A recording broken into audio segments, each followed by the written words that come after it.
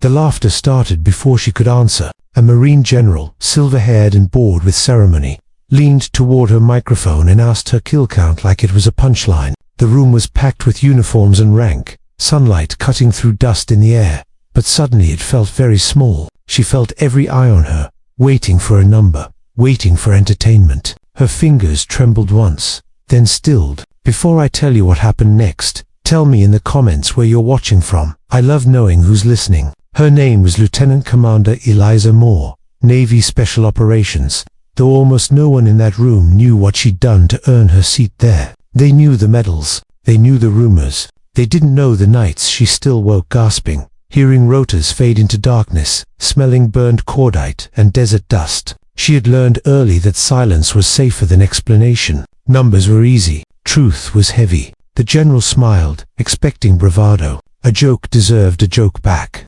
Around them, murmurs fluttered like nervous birds. A few junior officers leaned forward, hungry. Eliza felt the weight of the microphone, the faint hum vibrating up her arm. She thought of the first mission she'd ever led.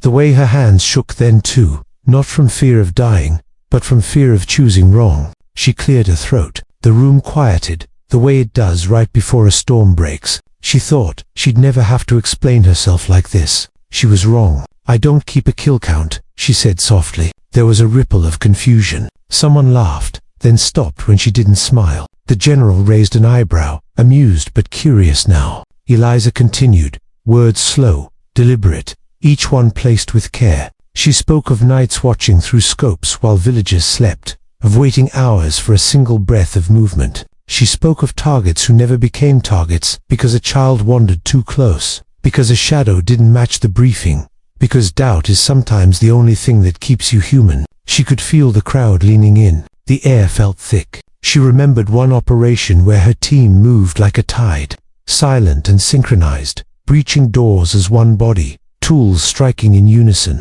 She remembered the radio crackle when a convoy diverted because of a call she made, a decision that spared lives but haunted her because she would never know which ones. "I count the times I didn't pull the trigger," Eliza said. The times restraint mattered more than precision.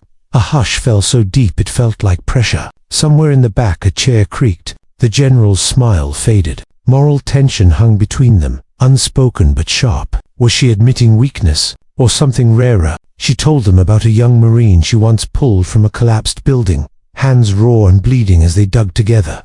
About the way he cried in relief. About how she still carried that sound with her. She admitted the doubt, the quiet question that followed every mission. Was this right? And would it ever be enough? For a long moment, no one spoke. Then a single clap echoed. Another followed. Applause rose, not roaring, but steady and sincere, filling the room like a slow tide. Even the general stood. His expression changed, chastened. He nodded once, a small acknowledgement, but it felt enormous. Eliza exhaled, a breath she didn't know she'd been holding for years. The weight on her chest eased, just a little. She hadn't offered a number. She had offered herself. Later, as the hall emptied and the dust settled back into sunlight, she stood alone by the window. Outside, flags snapped gently in the breeze. She thought of all the moments that never made it into reports. All the lives bent, not broken, by unseen choices. Kindness, she realized, often wears the uniform of restraint.